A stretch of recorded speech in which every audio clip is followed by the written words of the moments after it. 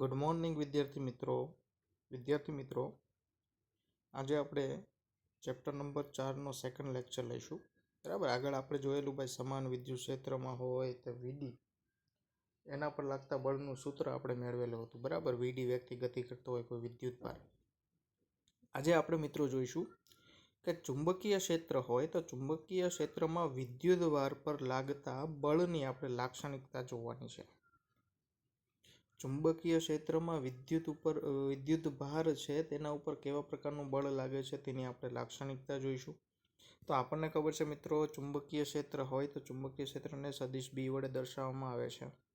તો સદિશ બીમાં સદિશ વી વેગથી ગતિ કરતો માનો કે કોઈ ક્યુ વિદ્યુત ભાર હોય તો એના ઉપર લાગતું ચુંબકીય બળ આપણે આગળ સૂત્ર સાબિત કરેલું તે પ્રમાણે આપી શકાય. તો કે F is equal to Q V cross B, સદિશ વી ક્રોસ બી. બરાબર. અને આ વી ક્રોસ બીને આપણે કઈ રીતે લખી શકીએ? તો કે વી બી સાઇન થીટા વડે લખી શકીએ. તો આપણું ઇક્વેશન થશે ક્યુ વી બી સાઇન થીટા. અહીંયા મિત્રો યાદ રાખજો, થીટા છે તે સદિશ વી અને સદિશ બી વચ્ચેનો ખૂણો છે. આ ઇક્વેશન યાદ છે ને બધાને? એક જ મિનિટ. જો અહીંયા આપણે સાબિત કરેલું FM is equal to Q V cross B. બરાબર. છેલ્લા ક્વેશ્ચનમાં ચાલો હવે એની લાક્ષણિકતાઓ કેટલીક જોઈએ ભાઈ. લાક્ષણિકતાઓમાં પહેલી લાક્ષણિકતા શું છે કે ભાઈ ચુંબકીય બળ એ ક્યુ વી અને બી એના ત્રણ ઉપર આધાર રાખે છે. મિત્રો અહીંયા આપણને ઇક્વેશન આપેલું છે તો ઇક્વેશન ઉપરથી આપણે જોઈ શકીએ FM is equal to Q V B sine theta છે. બરાબર. તો હવે એંગલ ઉપર પણ આધાર રાખશો. બરાબર. અત્યારે પહેલાં ક્યુ વી બીના મૂલ્ય ઉપર જઈએ તો ભાઈ ચુંબકીય બળ છે એફ છે તે કોના પ્રપોઝનલમાં હશે, એટલે કોના ઉપર આધારિત હશે? તો કે ક્યુ વિદ્યુત ભાર, વી ડ્રિફ્ટ વેગ અને બી ચુંબકીય ક્ષેત્ર. આ ત્રણ ઉપર આધારિત છે. અને ઋણ વિદ્યુત ભાર પર લાગતું જે બળ હશે અને ધન વિદ્યુત ભાર પર લાગતા બળની વિરુદ્ધ દિશામાં હશે. બરાબર. મૂલ્ય બંનેના કેવા હશે મિત્રો? સેમ હશે, ખાલી દિશા બદલાઈ જશે. એકમાં પ્લસ હશે તો એકમાં માઇનસ થઈ જશે. બરાબર. તો આ રીતે આપણે અહીંયા FM is equal to Q B cross V લખાય.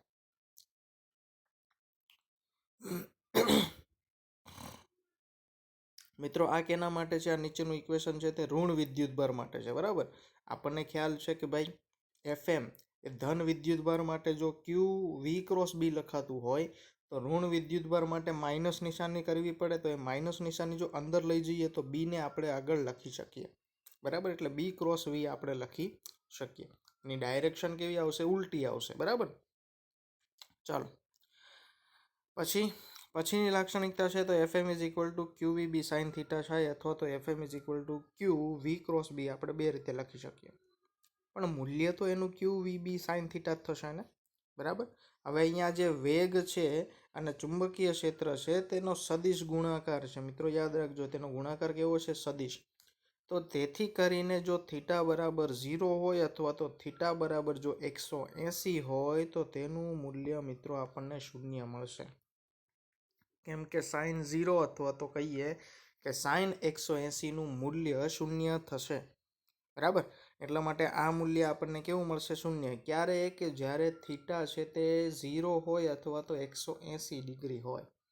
તો 0 ડિગ્રી કાં 180 ડિગ્રી વખતે આપણને થીટા અથવા તો કહીએ ભાઈ બળનું જે મૂલ્ય છે તે કેવું મળશે? શૂન્ય મળશે. બરાબર. આમાં બાકીની ડાયરેક્શન જો આપેલી છે. વી ક્રોસ બી કરીએ તો આપણે જો આપણે આ કેના મદદથી કરીએ છીએ ભાઈ? જમણા હાથના અંગૂઠાના નિયમ મદદથી. બરાબર. આપણે શું કરશું ભાઈ? વીની ડાયરેક્શનમાં પહેલાં 4 આંગળીઓ રાખીશું, એને લઈ જશું કઈ ડાયરેક્શનમાં? બી તરફ. તો અંગૂઠો જે દિશામાં દેખાડે તે દિશામાં બળની દિશા હોય. બરાબર. જે અહીંયા આપણને જોવા મળે છે.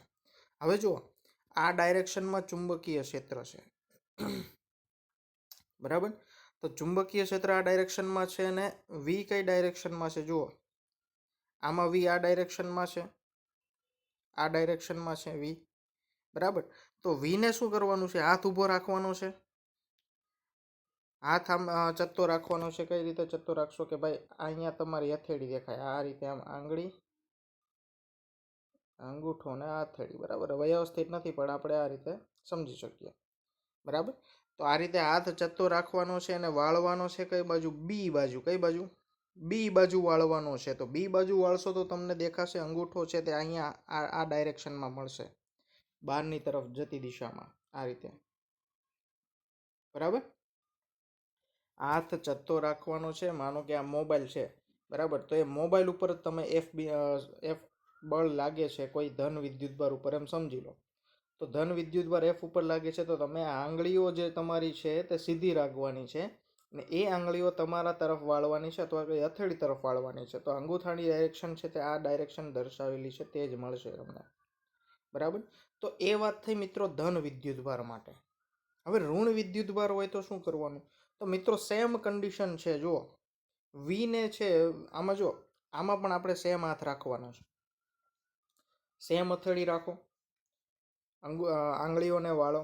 આંગળીઓને વાળશો તો એફની ડાયરેક્શન તમને આ ડાયરેક્શનમાં બતાવશે. પણ મિત્રો આ ડાયરેક્શન કેના માટે સાચી છે? કે ધન વિદ્યુત ભાર માટે, પણ આ તો ઋણ વિદ્યુત ભાર છે. તો આ સેમ કન્ડિશનમાં શું કરવાનું? તમારે દિશા ખાલી ઉલટાઈ દેવાની. શું કરશો ભાઈ? દિશા ઉલટાવવાની છે, બીજું કંઈ કરવાનું નથી, બરાબર. જો હાથ તો બંનેમાં સેમ રાખવાનો છે પણ અહીંયા ઋણ વિદ્યુત ભાર હોવાને કારણે દિશા ઉલટાઈ જશે એટલે આ ડાયરેક્શનમાં આવશે, બરાબર. આંગળીઓને તમે બી તરફ વાળશો, જો આંગળીઓને તમે બી તરફ વાળશો તો અંગૂઠો આ ડાયરેક્શન બતાવશે પણ ઋણ વિદ્યુત ભાર હોવાને કારણે આપણે આ ડાયરેક્શન કન્સિડર કરવાની છે, લેવાની છે. ઓકે, ચાલો. હવે ચુંબકીય બળ, વેગ અને ચુંબકીય ક્ષેત્ર એમ બંનેને લંબ રૂપે લાગે છે. મિત્રો અહીંયા આપણને બે સદિશોના સદિશ ગુણાકાર આપેલા છે એટલે આપણને ખ્યાલ આવી જાય કે જે પરિણામ જે હશે એટલે કે ભાઈ ચુંબકીય બળ છે તે બંને સદિશને લંબ રૂપે જ હોય, બરાબર. અને તેની દિશા જમણા હાથના સ્ક્રૂના નિયમથી આપણે મેળવી શકીએ છીએ, જે આકૃતિ એ અને બીમાં દર્શાવેલ છે. આકૃતિ એમાં ધન વિદ્યુત ભાર માટેની છે જ્યારે બી એ ઋણ વિદ્યુત ભાર માટેની છે. આમાં ધન અને ઋણ બંને આપેલા છે, બરાબર. ચાલો, ખ્યાલ આવ્યો ને બધાને કઈ રીતે ડાયરેક્શન જોવાની છે? જો વિદ્યુત ભાર ગતિ કરતો ન હોય તો v બરાબર 0 થાય. આપણને ખ્યાલ છે કે ભાઈ ડ્રિફ્ટ વેગ તો શૂન્ય થાય છે, બરાબર. તો ડ્રિફ્ટ વેગ જો શૂન્ય થાય તો એના ઉપર લાગતું બળ પણ કેવું હશે મિત્રો? શૂન્ય હશે, બરાબર. આ ત્રણ લાક્ષણિકતાઓ હતી, બધાને ખબર પડી ગઈ ભાઈ? ત્રણ લાક્ષણિકતાઓ. ચાલી આ છેલ્લે એફએમ બરાબર પણ 0 થઈ જાય ને ગતિમાન વિદ્યુત ભારો જ ચુંબકીય ક્ષેત્રમાં બળ અનુભવે છે, યાદ રાખજો. પણ સ્થિર વિદ્યુત ભારો પણ બળ લાગતું નથી. ચાલો, તો ત્રણ લાક્ષણિકતા કઈ કઈ હતી? કે ભાઈ એફએમ છે તેમાં ભાઈ ક્યુ વી બી ત્રણ ઉપર આધાર રાખે છે.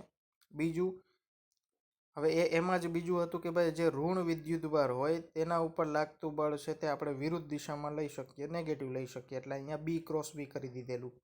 સેકન્ડ શું હતું? કે બંને વચ્ચેનો એંગલ, બરાબર, થીટા ઉપર પણ આધારિત છે. જો થીટા છે તે 0 અથવા તો 180 ડિગ્રી હોય તો બળનું મૂલ્ય કેવું મળશે? શૂન્ય મળશે, બરાબર. ને વેગ જો 0 હોય તો પણ બળનું મૂલ્ય આપણને કેવું મળશે મિત્રો? શૂન્ય મળશે, બરાબર. તો આ એમસીક્યુ માટે મિત્રો ઇમ્પોર્ટન્ટ ટોપિક છે. તમને કોઈ એમસીક્યુ એવી રીતે પૂછવામાં આવે કે ભાઈ બળનું મૂલ્ય આટલું ને થીટા આટલો છે તો એના ઉપર લાગતું ચુંબકીય બળ કેટલું, બરાબર.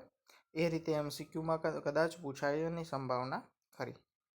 ચાલો, નેક્સ્ટ જોઈએ ભાઈ ચુંબકીય ક્ષેત્રની વ્યાખ્યા અને એકમ લખવાનો છે. ચાલો, ચુંબકીય ક્ષેત્ર હોય તો એની વ્યાખ્યા અને એકમ આપણે લખીશું. તો ચુંબકીય ક્ષેત્રના વિદ્યુત ભાર પર લાગતા બળનું જે આપણે મૂલ્ય જોવા જઈએ તો બળ બરાબર શું થશે?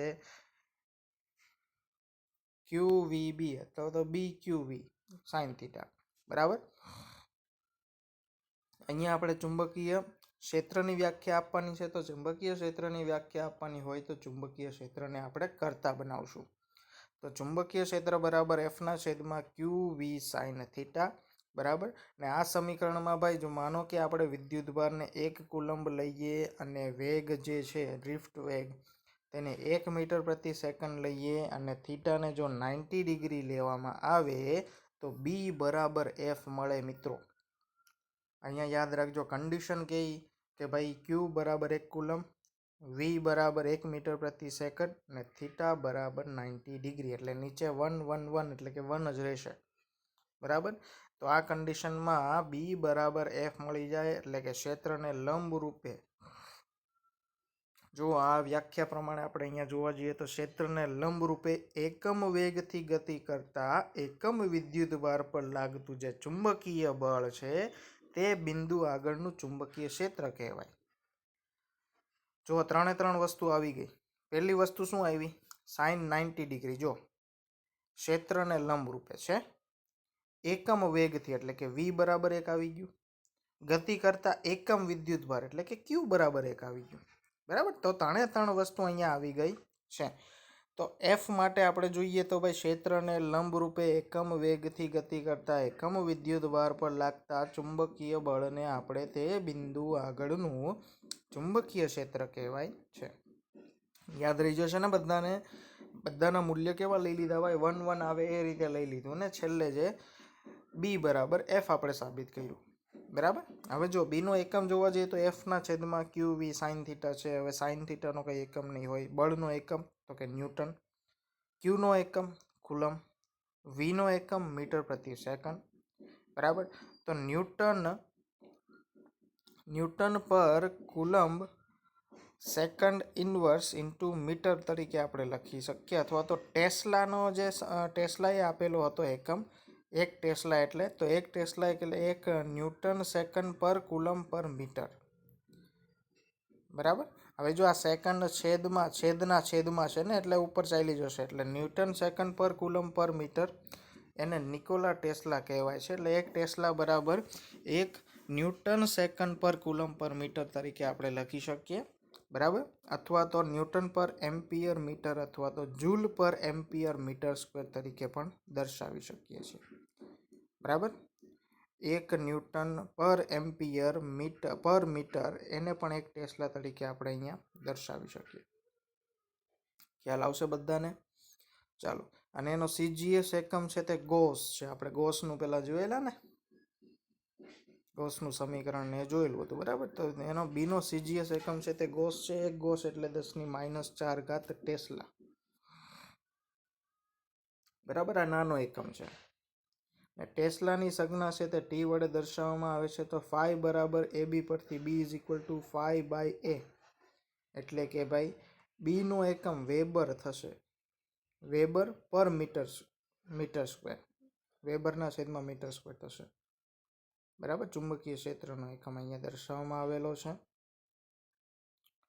ચાલો, ખ્યાલ આવી ગયો બધાને? તો એકમ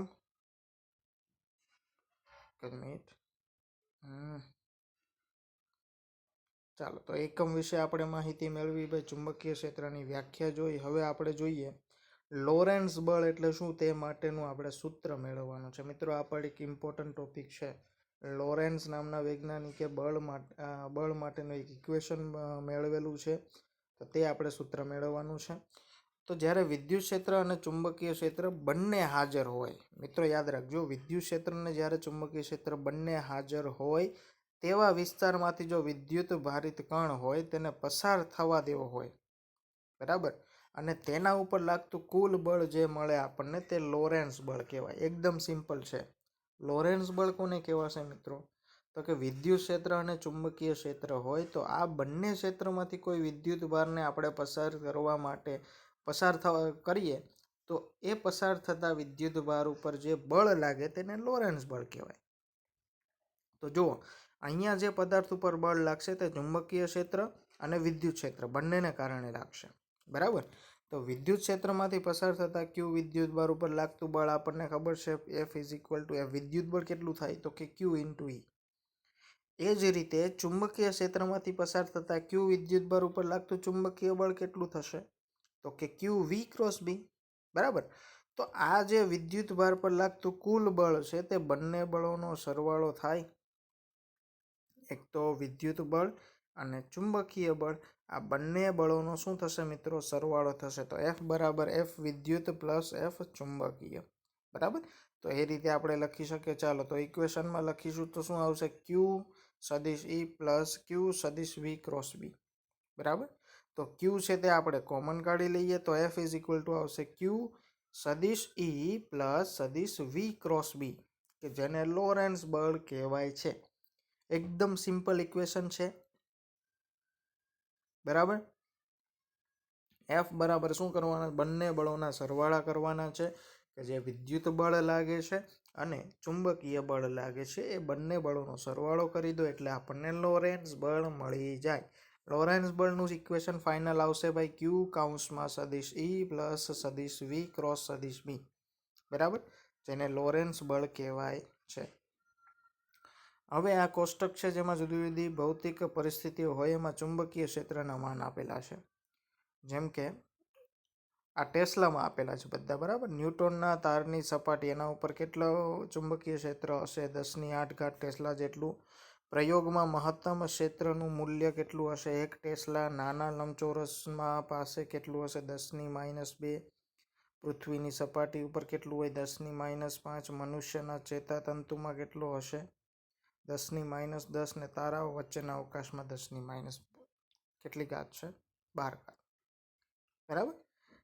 ચાલો, તો આ લોરેન્સ બળ વિશે બેઝિક માહિતી હતી. લોરેન્સ બળ મિત્રો કોને કહેવાય? ખ્યાલ આવી ગયો ને, કે ભાઈ ચુંબકીય ક્ષેત્ર અને વિદ્યુત ક્ષેત્ર બંને હાજર હોય તો તેવા ક્ષેત્રમાંથી કોઈ વિદ્યુત ભારને આપણે પસાર કરીએ તો એના ઉપર લાગતું બળ છે તે લોરેન્સ બળ કહેવાય, કે જે વિદ્યુત ક્ષેત્ર અને ચુંબકીય ક્ષેત્ર બંનેના સરવાળા સ્વરૂપે હશે. ચાલો નેક્સ્ટ જોઈએ ભાઈ, કે ચુંબકીય ક્ષેત્રમાં મૂકેલા વિદ્યુત પ્રવાહ આધારિત સુરેખ સળિયા પર લાગતા બળનું સૂત્ર. ચુંબકીય ક્ષેત્રમાં કોઈ વિદ્યુત પ્રવાહ આધારિત સુરેખ સળિયો મૂકેલો હોય તો તેના ઉપર લાગતા બળ છે તેનું આપણે સૂત્ર મેળવવાનું છે. બરાબર. તો જુઓ, અહીંયા આકૃતિમાં આપણે માનો કે એ જેટલું ક્ષેત્રફળ, આડછેદનું ક્ષેત્રફળ ધરાવતો અને આઈ જેટલો વિદ્યુત પ્રવાહ પસાર થાય તેવો એક સળિયો આપેલો છે. અહીંયા જુઓ, સળિયાની લંબાઈ પણ આપણને આપેલી છે, એલ જેટલી લંબાઈ છે. બરાબર. અને સળિયામાંથી જે પ્રવાહ પસાર થાય છે, જો અહીંયા ડાયરેક્શન પણ આપેલી છે. આ એક્સ છે, આ વાય સોરી આ ઝેડ છે ને આ વાય છે. એટલે કે એમાંથી પ્રવાહ કઈ દિશામાં પસાર થશે ભાઈ? વાય દિશામાં. બરાબર. ને ચુંબકીય ક્ષેત્ર આપણને કઈ દિશામાં મળશે? ચુંબકીય બળ ચુંબકીય ક્ષેત્ર આપણને જો અહીંયા આપેલું છે, આ રહ્યું જો ચુંબકીય ક્ષેત્ર આપેલું છે ઝેડ ડાયરેક્શનમાં, તો બળ છે તે આ બંનેની વિરુદ્ધમાં મળે, એટલે કે ભાઈ એફ ડાયરેક્શનમાં, કે જે એક્સ એક્સિસમાં મળે છે. ખ્યાલ આવ્યો?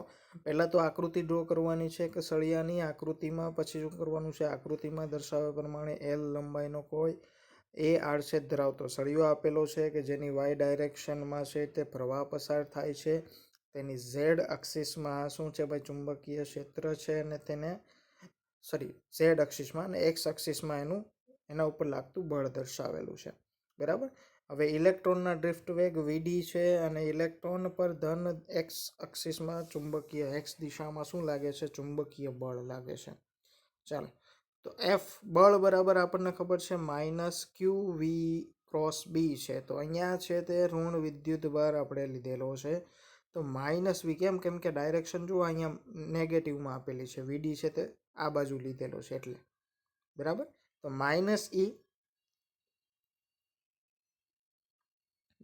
-ઈ સદિશ વીડી ક્રોસ સદિશ બી.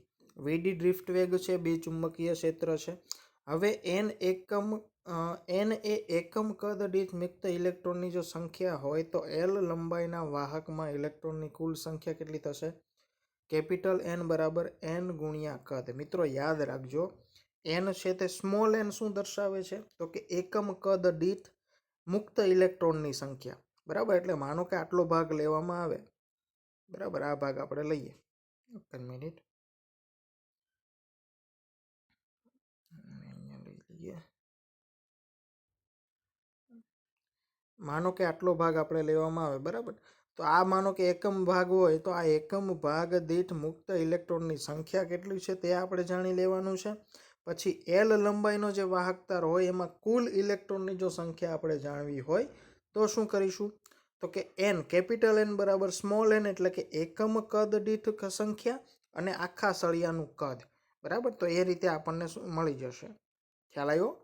બરાબર. એટલા માટે અહીંયા એન બરાબર એન ગુણ્યા કદ લખેલું છે કે જે મળશે NaL, કેમ કે કદ અહીંયા શું થશે ભાઈ? એન એટલે કે એકમ કદ દીઠ મુક્ત ઇલેક્ટ્રોનની સંખ્યા, અને એ ગુણ્યા એલ શું થશે? તો કે આ સળિયાનું કદ. બરાબર, આખા સળિયાનું કદ અહીંયા મળશે. તો NaL છે તે મુક્ત ઇલેક્ટ્રોનની, આખા સળિયામાં કેટલા મુક્ત ઇલેક્ટ્રોન આવેલા છે તેનું આપણને સંખ્યા મળશે. બરાબર. પછી વાહક તાર ઉપર લાગતું કુલ બળની આપણે વાત કરીએ તો F = NF થઈ જશે. બરાબર, કેમ કે અહીંયા કેટલા ઇલેક્ટ્રોન છે તેને પણ કન્સિડર કરવા પડે ને. તો NaL કૌંસમાં -E કૌંસમાં સદિશ VD ક્રોસ સદિશ B, આ પદ તો સેમ આવશે. બરાબર. પછી એ જ રીતે માનો કે ઇલેક્ટ્રોનને પણ જો બહાર લઈ લેવામાં આવે તો અહીંયા આપણે શું લખી શકીએ? NaE, અને Lને જો પાછો અંદર લઈ ગયા છે, અહીંયા દેખાય છે, Lને પાછો અંદર લઈ ગયા છે, -L VD ક્રોસ B થઈ જશે. હવે I ઇન્ટુ સદિશ L એ પ્રવાહની દિશામાંનો પ્રવાહ ખંડ છે, તેને સદિશ છે. બરાબર, તેથી આપણે -L VD એટલે કે VDL આપણે લખી શકીએ. આ ઉલટું થઈ ગયું. બરાબર, આ ક્રોસમાં આગળ પાછળ આપણે એને ચેન્જ કરેલું છે. એટલે કે ભાઈ જો L જે છે ને એ પ્રવાહની દિશાનો પ્રવાહ ખંડ છે, I ઇન્ટુ L છે. બરાબર, તો I ઇન્ટુ L પ્રવાહની દિશામાં પ્રવાહ ખંડ છે એટલે એ પણ સદિશ છે. તો અહીંયા આપણે શું કર્યું કે ભાઈ જો ડાયરેક્શન જે હતી એટલે કે LVD હતું એની જગ્યાએ VDL લઈ લીધું. બરાબર, તો L ક્રોસ B થઈ જશે, એને VD પાછો આવી જશે બહાર. બરાબર, આ મિત્રો યાદ રાખવાનું છે, આ બધા સ્ટેપ યાદ રાખવાના છે. NeAVD સદિશ L ક્રોસ સદિશ B થશે. હવે જો NaEVD છે તે અહીંયા પ્રવાહ દર્શાવે છે. જુઓ, N એટલે કે ઇલેક્ટ્રોનની સંખ્યા, A છે તે ક્ષેત્રફળ છે, E છે ઇલેક્ટ્રોન છે, ઇલેક્ટ્રોનનું મૂલ્ય છે, અને VD છે એનો ડ્રિફ્ટ વેગ છે. બરાબર, તો આ આપણને શું દર્શાવશે મિત્રો? પ્રવાહ દર્શાવશે. ને પ્રવાહ ઘનતાનું જે સૂત્ર છે તે પ્રમાણે J = I/A. બરાબર, તો J = શું આવશે? NeVD. આ ઇક્વેશન મિત્રો યાદ રાખવાનું છે, J = NeVD. તો અહીંયા આપણને F = મળશે સદિશ I સદિશ L ક્રોસ સદિશ B છે, તો એનું મૂલ્ય આપણને મળશે F = ILB sin θ. એટલે આ ઇક્વેશન પણ આપણે યાદ આમાં 2 થી 4 ઇક્વેશન આપણે યાદ રાખવાના થશે. જો મેન આ ઇક્વેશન, J વાળું ઇક્વેશન, પછી F વાળું ઇક્વેશન, આગળ જોઈએ બસ આ 2 ઇક્વેશન યાદ રાખવાના છે. તો થીટા એ B અને I વચ્ચેનો ખૂણો છે અને આ સમીકરણ છે તે સુરેખ સળિયા માટે લાગુ પાડી શકાય. J = NeVD. તમને કોઈ પણ માનો કે MCQ અથવા તો કોઈ એક્ઝામ્પલમાં એવું પૂછવામાં આવે કે એક સુરેખ સળિયો છે કે જેમાંથી આટલો પ્રવાહ પસાર થાય છે, આટલો ડ્રિફ્ટ વેગ છે, આટલા ઇલેક્ટ્રોનની સંખ્યા છે, તો એની પ્રવાહ ઘનતા ફાઇન કરો અથવા તો એના ઉપર લાગતું બળ ફાઇન કરો. તો આ બંને ઇક્વેશન ઉપરથી આપણે તે મેળવી શકીએ છીએ. બરાબર, F = ILB sin θ થઈ જશે, અને સમીકરણ સુરેખ સળિયા માટે છે. ને જો તારનો બીજો યાદચ્છિક આકાર હોય, એટલે બીજો કોઈ આકાર હોય, તો તારની સૂક્ષ્મ લંબાઈ dl નો બનેલો તારીને તે દરેક ટુકડાઓનો શું કરવામાં આવે? સરવાળો કરવામાં આવે. બરાબર, તો એ બધા ટુકડાઓનો સરવાળો કરી દઈએ એટલે સંકલન સ્વરૂપમાં મળે. નાના નાના ટુકડાઓ પહેલાં ભાગ પાડી દઈએ, પછી નાના ટુકડાઓનો સરવાળો કરી દેવાનો, એટલે સંકલન સ્વરૂપમાં આપણને મળી જાય. તો સદિશ F બરાબર સમેશન ઓફ, આને સમેશન અથવા તો સિગ્મા કહેવાય, sigma I = 1 to n I સદિશ dl ક્રોસ સદિશ B. આ dl છે તે સૂક્ષ્મ ભાગ હશે. બરાબર, તો અહીંયા આવી જશે integration I dl cross B, જેમાં I 1 2 3 4 n સુધી છે. બરાબર, ને આ બળની દિશા ફ્લેમિંગના ડાબા હાથના નિયમ અનુસાર મળી જાય છે. બળની દિશા કેના અનુસાર મળશે મિત્રો? ફ્લેમિંગના ડાબા હાથ.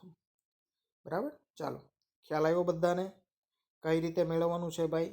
પહેલાં શું કરશો ભાઈ? એક સળિયો લેશો, સળિયાની ભાઈ L લંબાઈનો સળિયો છે, તેનો ડ્રિફ્ટ વેગ આ ડાયરેક્શનમાં છે, જુઓ દેખાય છે.